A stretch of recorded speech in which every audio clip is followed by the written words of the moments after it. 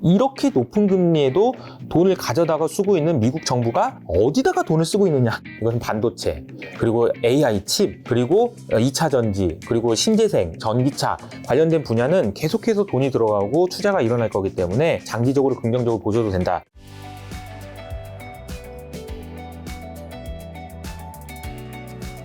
자, 이번 주 이제 금토에 이제 잭슨홀 미팅이 이제 일어나면서 또 우리나라에서는 토요일쯤에 아마 또 그런 다양한 뉴스를 접하게 될 텐데, 잭슨홀 미팅 일단 작년부터 한번 떠올리면서 오늘 이제 어떤 이야기 나올지 한번 얘기해 주신다면요. 작년에 잭슨홀 미팅은 이제 추억한다라기보다는 이제 악몽을 되살려야 되는, 정말 제가 그날 아침에 기억나는데, 파월 의장이 정말 정색하면서 역대 가장 짧은 연설이었다고 하더라고요.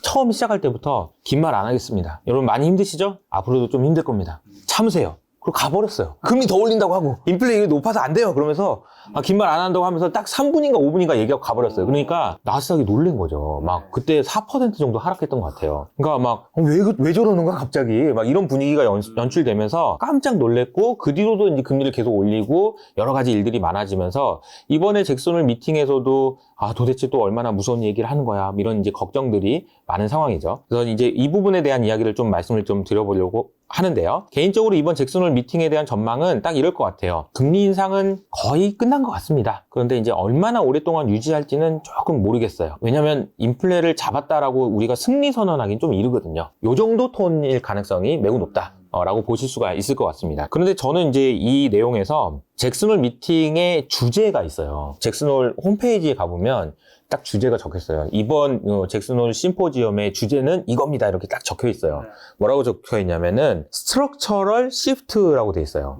이게 또 구조적이라는 얘기가 여기서 또 나오죠. 구조적인 변화, 전 세계 경제의. 자, 전 세계 경제의 구조적인 변화에 대해서 우리가 얘기해 보겠습니다 라는 얘기예요. 순환적인 변화, 경제가 좋았다가 나빴다가가 아니고요. 이거는 완전히 전 세계 경제가 완전히 바뀌어서 되돌아가지 않을 것 같은 그런 변화들이 있는데, 그 변화들에 대해서 우리가 한번 이야기를 좀 해보면 좋겠습니다 라고 이야기를 한 거죠. 그러면 어떤 이야기들이 있을까라고 생각을 해보면, 월스트리트 저널의 닉 티밀하우스 기자라는 분이 있거든요. 유명하죠? 이분이 어젯밤에 기사를 썼어요. 인트를 줄게, 무슨 일이 있을지, 이런 얘기를 했단 말이에요. 그래서 그 내용을 간단하게만 소개해드리면, 닉 티밀하우스 기자가 설명한 내용을 이해하시려면은 중립금리라는 개념을 아셔야 되는데, 자, 이 중립금리, 머리 복잡한데 설명하기 좀 어렵습니다. 근데 쉽게 설명드리면 이런 거예요. 금리라는 게 뭔가라고 생각을 해보면, 금리도 결국은 돈이 거래될 때 돈의 가격이라고 볼 수 있거든요. 물건이 거래될 때 사는 사람이 많으면 가격이 올라가고 파는 사람이 많으면 가격이 떨어지는 거랑 똑같은 이치입니다. 그러면 중립금리라는 거는 뭐냐면, 먼 미래에 금리가 어느 정도의 수준에서 유지될까? 라는 그 질문에 대한 대답인데, 이것도 똑같이 수요와 공급 측면에서 생각해 보면 돼요. 소비가 늘어나면, 혹은 돈을 빌려가려는 사람이 많아지면 중립금리가 올라갑니다. 그렇겠죠? 돈을 쓰고 싶다는 사람 많은 거니까. 반대로 나 돈 안 쓸래, 저축하고 싶어 라는 사람이 많아지거나, 아니면은 나 돈 많은데 빌려주고 싶어 라는 사람이 많으면 금리가 내려가겠죠. 이 두 개가 균형이 잡혀서 어느 수준의 금리가 있을 텐데, 그 금리보다 만약에 연준이 기준금리를 높게 잡으면은 이거 긴축해야 돼, 인플레가 너무 심해 라는 거고요. 이 금리보다 연준의 기준금리를 낮게 잡으면 이거 경기 너무 심하게 안 좋은데 부양 좀 할까? 이런 분위기라고 보시면 됩니다. 그 중립금리가 너무 중요해요. 근데 닉 티밀하우스 기자가 이 중립금리가 어떻게 될 거라고 이야기를 했냐면, 올라갈 것 같다 라고 이야기를 한 거예요. 잭슨홀 미팅을 앞두고 중립금리가 올라간다라는 얘기는 무슨 얘기냐면요, 앞서 말씀드렸던 주제랑 연결해서 설명하면 이런 겁니다. 중립금리가 여기 있어요. 그러나 세계 경제의 구조적인 변화 때문에 중립금리가 올라갈 것 같습니다 라고 이야기를 한 거예요. 그 얘기는 다시 말하면 이런 겁니다. 파월 의장 입장에서는 말할 수 있는 가능성이 두 가지가 있어요. 첫 번째, 중립금리가 여기인데 여기로 올라갔다고? 근데 이게 올라간 게 경제 때문이 아니야? 그러면 어차피 내가 할 수 있는 거 없네. 나는 경제를 안 좋게 만들어가지고 이걸 내려오게 하려고 하는데, 구조적으로 바뀌어서 인플레이션도 이렇게 높아지고 금리도 높아지면 내가 할 수 있는 거 없네. 그러면 우리가 목표로 하는 물가 목표 2%로 우리 잡고 있는데 그냥 3% 올릴까? 요 얘기를 할 수 있어요, 첫 번째. 두 번째로는 직관적으로 생각할 수 있는 건 이겁니다. 물가가 이렇게 높아지는 상황으로 바뀌었으니 우리는 금리를 더 많이 계속 올릴 겁니다. 더 길게 갈 거예요. 이런 매파적인 그런 이야기도 할 수 있죠. 제가 생각할 때는 둘 중에서 어떤 것을 바로 선택하지는 어렵겠지만 3% 이거 운을 띄우는 정도의 얘기는 있지 않을까. 왜냐하면은 구조적으로 바뀌었으니까 이건 연준이 지금 할 수 있다고 할 수 있는 거 아니잖아요. 예를 들어서 무슨 뭐 노동력이 지금 MZ세대가 일을 안 해가지고 임금이 올라가요. 이거를 그럼 연준이 어떻게 해가지고 MZ세대의 마음을 돌려놔요? 이거 안 되는 거잖아요. 그러니까 물가 목표를 조금 올려서라도 우리가 너무 금융시장 망가지면 안 되니까 그런 걸 해야 되지 않을까? 이런 얘기들이 이제 슬슬 나오기 시작하지 않을까? 저는 이제 그런 생각을 좀 하고 있습니다. 제가 오늘 설명드리고 싶은 거는 이겁니다. 그래서 구조적인 변화, 아까 이제 중립금리가 올라갈 것 같다는 그 구조적인 변화라는 것이 어떤 것이 있는지, 세계 경제가 완전히 바뀌어서 되돌아가지 않을 거다라는 얘기인데 그거를 세 가지로 나눠서 설명을 드리려고 해요. 첫 번째가 과학기술의 발전입니다. 과학기술의 발전이라는 것을 생각을 해보면 경제가 어떻게 성장하는지를 좀 설명을 드려야 돼요. 경제가 어떻게 설명하는지 제가 이제 그 초등학교 딸한테 설명하기 위해서 경제를 어떻게 설명할까 고민하다가 이걸 잘게 한번 쪼개봤어요. 잘게 쪼개가지고 마지막에 남은 게 뭔지를 봤더니 거기에 거래라는 게 있더라고요. 그러니까 우리가 경제가 성장한다라는 얘기는 뭐냐면요. 그냥 쉽게 말하면 거래를 많이 한다는 얘기예요. 누가? 사람과 사람 사이에, 기업과 사람 사이에, 기업과 은행 사이에, 은행과 정부 사이에 등등 이 모든 경제 주체들이 서로 거래를 많이 하면 그냥 경제가 성장하는 거예요. 그게 GDP 개념이에요, 그냥. 그러면 언제 경제가 성장할 수 있느냐라고 따져보면은 두 가지 방법이 있습니다. 첫 번째 방법은 거래를 원래 하던 거래를 많이 하는 거예요. 많이. 그러니까 밥을 먹을 때 많이 먹는 거예요. 여행을 갈 때 많이 가는 거예요. 어디 놀러 갈 때 더 멀리 가는 거예요. 비행기를 더 자주 타는 거예요. 이런 것들은 다 경제 성장이에요. 우리가 생각하는 경제 성장이 다 이런 부분이거든요. 근데 이 방법 말고 다른 방법이 하나 있어요. 그 방법이 뭐냐면은 거래를 안 하던 거를 거래하기 시작하는 겁니다. 그거 더 좋은 방법이잖아요. 거래하던 걸 더 많이 하는 게 아니고 야, 안 하던 거래를 하네? 그런 게 어디 있지? 아이폰을 생각해 볼까요? 아이폰이 나온 이후로 이전과 이후를 생각해보면 우리는 거래하지 않았던 것을 거래하기 시작한 겁니다. 아이폰에 나와 있는 앱을 사기도 하고요. 컨텐츠를 소비하기도 하고요. 넷플릭스라는 회사도 마찬가지로 아이폰이 나왔기 때문에 이제 될 수 있는 거고 구글, 유튜브 다 모든 것들이 여러분이 소비하는 많은 것들이 10년 전에는 소비하지 않았던 것을 소비하는 거예요. 그러면 이거 어떻게 가능했지? 이게 과학 기술 때문에 가능한 거죠. 그렇죠. 과학 기술 혁명 때문에 가능한 거예요. 그렇기 때문에 우리가 이제 과학 혁명을 별명을 지어줄 때 이런 별명을 지어줍니다. 자본주의의 엔진과도 같은 거다. 왜냐하면 자본주의가 계속되기 위해서는 반드시 성장을 해야 되거든. 그렇죠. 근데 아까 말씀드린 대로 하던 걸 더 많이 하는 걸로는 성장하는데 한계가 있단 말이야. 근데 이거를 점프업 해가지고 브렉스루를 만들어서 이렇게 점프하고 싶어. 그럼 과학기술이 있어야 되는 거예요. 그런 측면에서 보면은 구조적인 변화라는 것은 AI를 포함한 지금 현재 시대에서 너무나도 필요로 하는 과학기술이 세상을 바꿔놓을 수 있다라는 측면이에요. 이거는 긍정적인 변화예요. 긍정적인 변화라고 볼 수 있습니다. 그리고 너무너무나도 절실하게 필요한 변화예요. 그래서 미국에 있는 많은 구루들이 AI에 대한 투자라는 걸 저는 어떻게 보면 이런 생각이 드는 것 같아요. AI가 잘 될 것 같아서도 있지만 네가 잘 돼야 된다. 네가 잘 되지 않으면 자본주의가 흔들릴 수 있어. 그래야지 새로운 것들이 생기니까. 새로운 성장이 없으면 지금 너무나도 어려운 상황이니까 금리도 어렵고 중립금리도 높아졌다고 하는데 뭔가 성장 안 나오면 안 돼. 그러니까 네가 생산성 혁명을 만들든 뭐든 네가 알아서 좀 해주면 안 되겠니? 라는 그런 희망도 있다라고 저는 생각을 하거든요.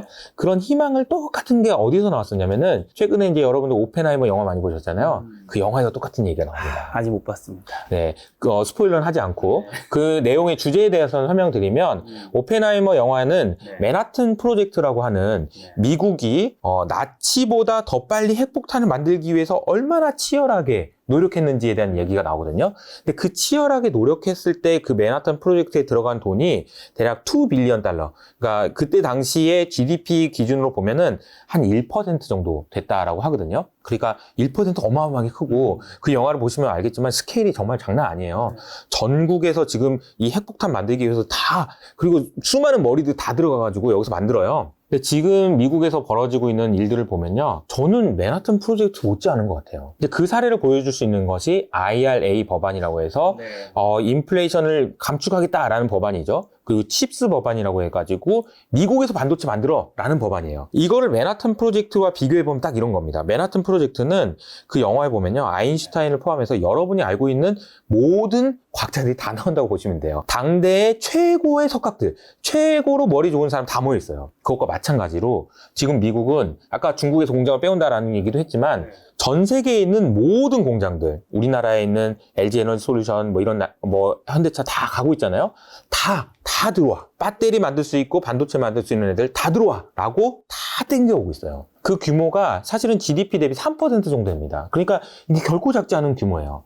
그래서 지금 이 돈을 가지고 지금 미국 정부가 하고 싶어 하는 게 뭐냐면요. 이 그림에서 표현됐는데요. 이런 겁니다. 남색 선을 보면요. AI와 배터리, 전기차와 관련된 공장에 지금 돈이 얼마나 들어가고 있는지를 보여주고 있는 그림입니다. 미국에서는요, 다른 어떤 공장도 미동도 하지 않고 있지만 이 두 개의 공장, 전기차와 배터리, 그리고 AI, 칩 관련된, 반도체 관련된 것에는 너무 노골적으로 지금 돈이 들어가고 있어요. 돈을 때려받고 있네요. 정말 너무 노골적으로 들어가고 있어요. 이게 마치 오펜하이머 당시에 세계상에 있는, 영국에 있는 과학자들 다 땡겨오는 건 똑같은 거예요. 지금 우리나라에서 이거 해야 된다라는 이야기입니다. 이 얘기는 기후 문제를 극복하기 위해서 노력한다라는 것은 핑계가 될 수도 있지만 미국의 안보라는 측면에서 이건 반드시 해야 된다라고 이야기가 지금 나오고 있는 상황이라고 보시면 될 것 같습니다. 그래서 제가 이제 두 번째로 말씀드릴 수 있는 구조적인 변화가 여기서 이제 이어지는데, 금리가 지금 높잖아요. 그렇죠. 근데 이 높은 금리에도 적극적으로 돈을 빌려가지고 돈을 쓰겠다는 사람이 있습니다. 네. 그런 사람이 있어? 주변에 보셨어요? 못 보셨죠? 잘 없죠, 요즘 투자. 금리가 이렇게 높은데 이 금리 됐어. 저 갖고 와. 내가 다 빌려갈 거야. 옛날보다 더 많이 빌려가 막. 어디일까요? 미국 정부요. 미국 정부가 지금 어떤 일을 하고 있냐면요. 미국 정부가 지금 돈을 어마어마하게 많이 빌려서 지금 미국 정부 너 부채 너무 괜찮겠니? 나 걱정된다. 야, 니네. 너 왜 이러냐? 이런 얘기를 하고 있잖아요. 그래서 지금 지난번에 5월 달에는 미국 정부가 부채 한도가 다 차가지고 이거 큰일 났어요. 라고 얘기가 나왔었고, 그때 당시에 미국 부채 규모가 33조 달러였어요. 근데 이 규모가 어느 정도냐면요. 2011년에도 부채 한도 이슈 있었다고 했잖아요. 그때랑 비교하시는 분 많은데, 그때 부채 얼마 있는지 아세요? 그러면 18조 달러였습니다. 그럼 10년 정도 지난 시간에 미국 정부의 부채가 거의 2배 가까이. 거의 2배, 15조 달러가 늘었어요. 15조 달러면 어느 정도 규모냐면요. 우리나라 GDP의 10배 정도 돼요. 10배 정도. 10배에 가까운 숫자가 빚이 늘었다는 얘기예요. 자, 그러면 잘 생각해 볼까요? 33조 달러가 지금 빚이에요. 네. 부채입니다. 금리는 잠깐만. 코로나 때 0%였는데 미국 국채 금리 엄청 많이 오르지 않았어요? 뭐 0% 근처였는데 지금 미국 10년 물금리 3%, 4% 이런단 말이에요. 네. 그러면 이게 어떻게 되냐면 33조 달러를 옛날에 빌린 것도 있고 이번에 빌린 것도 있고 그래가지고 이게 지금 대출이 평균적으로 금리가 얼마지? 라는 그 금리가 있는데요. 이 금리가 아마도 내년 초가 되면은 4%가 됩니다. 4%가 되면 33 곱하기 4 하면은 12 정도 되니까 대략 이자가 1.2조 달러가 된다라는 얘기인데요. 1.2조 달러면요. 미국에서 단일 품목으로 지출하는 항목 중에서 그냥 1등이에요. 이거 되게 웃기죠? 미국 정부가 여기저기 돈을 많이 쓰는데 그중에 제일 돈을 많이 쓰는 데가 어디야? 이자 내는데. 그래서 제가 그림을 가져와 봤는데요. 이 그림을 보시면 미국 정부가 연도별로 이자를 얼마나 내고 있는지를 보여주고 있는데 이 마지막 부분에 보시면 제가 빨간색으로 표시한 거 있잖아요. 이자가 이런 식으로 늘어나고 있습니다. 그래서 아직 1조 달러가 안 됐는데 아마 내년에는 1.2조 달러가 될 것 같아요. 무슨 생각이 드세요? 이거 보시면? 뭐 미국 정부가 위험하다 생각하는 분도 있겠지만 이 돈을 가지고 지금 반드시 뭘 하겠다라는 의지, 각오. 그죠? 그러니까 제가 만약에 이제 미국 정부가 아니고 주변에 있는 여러분이 아는 친구라고 생각해 보세요. 친구가 이러고 있어. 그럼 무슨 생각이 들겠어요? 친구가 그러고 있으면 무서울 것 같은데. 친구가 이러고 있으면 야 니네 정신이 없냐? 이자를 이렇게 내야 되는데 너 돈도 못 벌고 있고 계속 적자나는데 돈을 더 빌린다고?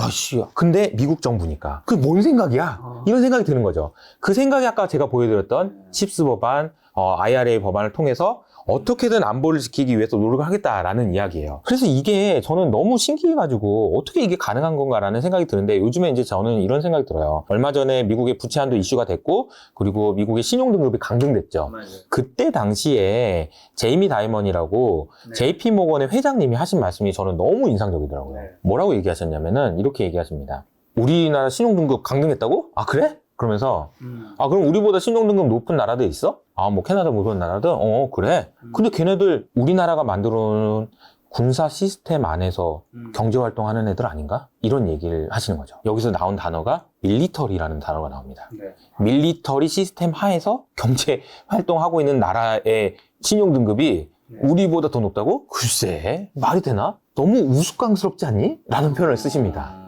자, 이걸 잘 되새김질 해보면요. 이 단어가 나왔다는 게 저는 너무 무서워요. 미국 정부가 한 말은 아니고, 물론 다이먼 회장님이 하신 말씀이긴 하지만, 밀리터리라는 얘기가 나왔다는 게, 군사, 야, 내가 지금 돈 빌리고 있는데, 잠깐만, 신용 등급 내렸다고? 니네, 우리나라 군사 없으면은, 니네 제대로 살 수 있니? 무섭지 않나요? 네. 저는 이게 되게 미국의 진심인 것 같아요. 그러니까 지금 이 부분이 정말로 아까 오펜하이머 얘기도 했지만, 오펜하이머 당시와는 또 비교하거나 혹은 더 심각한 수준의 지금 미국 정부가 진지한 무언가를 하고 있는 상황이다. 이것은 안보의 문제다라고 생각이 좀 든다라는 거죠. 그래서 제가 개인적으로 생각할 때 우리가 그동안 연준에 대해서 되게 많이 이야기를 하고 연준에 QE를 하냐 QT를 하냐 이런 얘기 되게 많이 했잖아요. 그런데 저는 요즘에 이제 FE의 시대다 이렇게 얘기를 하고 있는데 FE가 뭐냐면은 피지컬 익세스라는 표현인데요.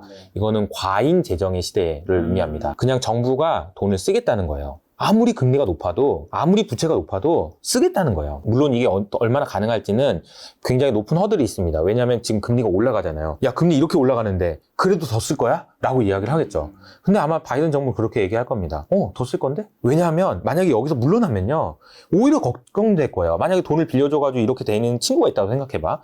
근데 이 친구가 내가 사업을 해서 돈을 벌어서 갚을게 라고 하다가 사업 그만할게. 그러면 어떻게 돼요?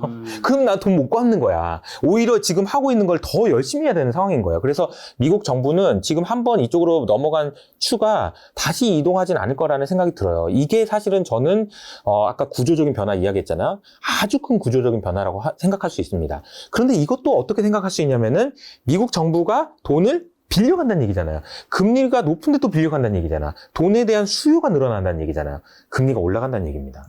이거는 그러니까 아까 AI 이런 얘기는 되게 긍정적인 얘기지만 이거는 구조적인 변화인데 정부가 저렇게 돈을 계속 빌리기 때문에 금리가 올라갈 수밖에 없습니다. 중립금리는 올라갈 겁니다. 라는 이야기랑 일맥상통한다라고 보실 수 있습니다. 아니 그러니까 파월 입장에서 이렇게 얘기할 수 있는 거예요. 정부가 저렇게 빌려대니 내가 뭘 하든 무슨 의미가 있냐 이런 얘기를 할 수 있는 그런 상황이라고 볼 수 있습니다. 정부의 역할이 아주 크게 바뀌었다라는 것이 두 번째 변화라고 볼 수 있고요. 그러니까 첫 번째 변화가 이제 과학기술에 대한 이제 설명을 드렸고 두 번째는 정부의 역할 변화 말씀드렸다면 세 번째는 인구 구조의 변화에 따른 여러 가지 변화들이 있을 수 있는데요. 이 변화들도 재밌는 게 일단은 MZ세대 이야기를 해보면 MZ세대 우리나라만 그런 게 아니고요. 전 세계적으로 MZ세대이 다 비슷한 것 같아요.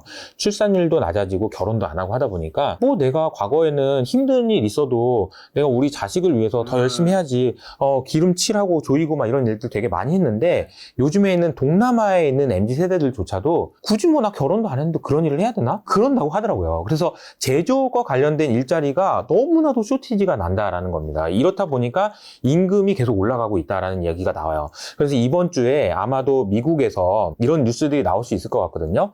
자동차 회사들이 파업을 할 것 같아요. 미국의 자동차 회사들이. 야 잠깐만 이런 얘기는 처음 들어보는 얘기 아니에요? 우리나라는 파업 많이 하긴 했는데 미국이 한다고? 이런 얘기 처음 들어봤잖아요. 그러니까 서방 국가에서도 제조업체들에서 일하는 사람들이 많이 없어지고 새로 일하려고 들어오는 사람도 없다 보니까 임금 안 올려주면 안 해. 이런 사람들이 많아지면서 오히려 노동자들의 위상이 올라가는 그런 상황이 벌어지다 보니까 임금이 올라갈 수 있다. 이것도 구조적인 변화라고 볼 수 있을 것 같습니다. 이렇다 보니까 또 한편으로 MZ세대뿐만 아니라 노인들, 미국의 노인들을 생각을 해보면요. 베이비 부머 세대들이죠. 이분들이 열심히 미래를 위해서 저축해놨던 거. 저축을 해놨다는 것은 돈의 입장에서 보면은 공급이에요. 내가 안 쓰고 저축한다는 얘기니까. 그런데 이제는 저축해 놓은 거를 소비하기 시작하죠. 그럼 이게 돈의 수요입니다. 이렇다 보니까 또 금리가 올라갈 수 있는 요인이에요. 이런 구조적인 변화들은 앞으로도 중립금리를 올릴 가능성이 높다. 그래서 인플레이션도 상당히 오랜 기간 아주 높아지진 않겠지만 중국이 저러고 있으니까 독일이 저러고 있으니까 아주 높아지진 않겠지만 상당히 오랫동안 2, 3%, 3% 정도 수준의 물가가 유지될 가능성이 높다. 이런 이야기들이 아마 이번 잭슨홀 미팅에서 총론적으로 이야기가 나올 것 같습니다. 두 번째 얘기를 들으니까 어떻게 보면 아까 미국이 엄청난 돈을 쓰고 있고 지금 시대의 돈이 어디로 가고 있는지를 알고 있으면 아무래도 우리가 뭔가를 사업을 할 때든 잡을 찾을 때든 또 네. 뭔가 도움을 거기서 힌트를 얻을 수 있지 않을까. 맞아요. 어쨌든 시대의 돈이 몰리는 곳에서 내가 뭘 해야지 조금만 잘해도 그렇죠. 크게 점프하는 거잖아요. 그래서 아까 보여드렸던 이 그림이 너무너무 중요한 그림입니다. 지금은 미국은 언더 컨스트럭션이고요. 정말 할 수만 있으면 사실은 미국에 가서 공장 일을 하면 정말 웬만한 우리나라에서 일하는 것보다 임금도 더 받을 수 있다. 이런 이야기들도 나오고요. 그래서 정말로 제 주변에도 미국으로 이민 가고 싶다 이런 얘기를 하시는 분들이 많아요. 왜냐하면 지금 미국은 일자리가 넘쳐나요. 그래서 내가 일을 한다고 손만 들면 그래 너 일로 와서 일해라. 이런 일자리가 많다는 얘기예요. 그런데 반면에 중국에서는 공장이 지금 비어가고 있잖아. 그러니까 지금 공장에서 일할 수 있는 나 실력 있어요 이런 얘기들이 안 먹힌다는 얘기고 미국에서는 잘 못하더라도 심지어 지금 미국 공장 옆에 있는 대학교에서는 아예 공짜로 4년 동안 교육을 시켜줘요. 제조하는 거 어떻게 하는 건지. 그런 식으로 지금 미국은 지금 이런 변화들이 일어나고 있다. 거의 전쟁에 준하는 수준으로 이런 변화들이 있다는 걸 여러분들이 아셨으면 좋겠다라는 겁니다. 네, 오늘 이제 중국과 그 다음에 미국 뭐 여러 가지 이야기 나누었는데 지금 이 상황에서 그럼 가시기 전에 마지막으로 지금 투자자분들은 그쵸. 좀 어떻게 대응하면 좋은지만 투자 조언 한 번씩 주고 가신다면. 내일이죠. 엔비디아 실적이 있고 잭슨홀 미팅이 이제 주말에 있습니다. 근데 가능성을 제가 볼 때는 엔비디아 실적이 서프라이즈가 나올 가능성은 한 70% 정도 되는 것 같아요. 가능성이 좀 높은 것 같습니다. 좋다는 얘기죠. AI와 관련돼서는 긍정적으로 저는 지금 보고 있고요. 그리고 금리가 진정될 거냐? 이건 좀 한 반반인 것 같아요. 저는 여기서 금리가 더 올라갈 수도 있다고 생각합니다. 아마 금리가 더 올라가게 되면 야, 이 금리에도 돈을 쓰는 애들 빼고는 다 돈 못 쓸 거예요. 그러니까 점점 빈익빈이 더 심화될 거고 섹터 단에서도 특히나 여러분들이 조심하셔야 되는 거는 부채가 많다거나 저는 지금은 돈 못 벌지만 나중에 벌 거예요 이런 얘기 하시는 회사는 쳐다보면 안 돼요. 진짜 쳐다보시면 안 돼요. 이거는 진짜 쳐다보시면 안 되고 오히려 재무구조가 튼튼한 회사고 지금 당장 돈을 잘 벌고 있는 회사들이 오히려 좋을 수 있다라는 생각을 하시고 제 생각에는 가장 중요한 포인트는 아까 제가 말씀드렸잖아요. 이렇게 높은 금리에도 돈을 가져다가 쓰고 있는 미국 정부가 어디다가 돈을 쓰고 있느냐 되게 중요하다라고 말씀드렸고 이것이 미국 정부의 생각이고 이것은 반도체 그리고 AI 칩 그리고 2차 전지 그리고 신재생 뭐 이런 쪽 전기차 관련된 분야는 계속해서 돈이 들어가고 투자가 일어날 거기 때문에 장기적으로 긍정적으로 보셔도 된다라는 생각이 듭니다. 그리고 마지막으로는 아까 중국 이야기를 하면서 설명드렸던 내용 있잖아요. 재산권. 이거 내 거 아니고 중국이 뺏어가면 어떡해. 이런 생각이 드는 나라보다는 재산권이 안전하게 보호되는 나라. 그러면 이제 결국은 중국보다는 미국이 더 낫다라는 이야기를 제가 드리는 거고 미국이 나은 것 같고 AI와 관련된 그리고 이제 우리나라로 따지면은 지금 미국에서 지금 공장 지을 때 필요한 물건을 만드는 나라들이 있어요. 전기화되는 데 필요한 도구들이라든지 산업재라든지 이런 섹터들이 있거든요. 이 섹터들은 지금 주가가 좋아요. 실적도 굉장히 좋고요. 그래서 이런 수혜를 받는 업종들에 좀 집중해 보시면 어떨까라는 생각이 듭니다. 알겠습니다. 이호서 이사님과는 또 다음번에 좋은 시간 한번 마련하도록 하겠습니다. 오늘 만난 회사님은 이호서 이사님이었어요. 지금까지 여러분 소중한 시간 함께 해주셔서 정말 감사합니다. 오늘도 김 작가였습니다. 고생 많으셨습니다.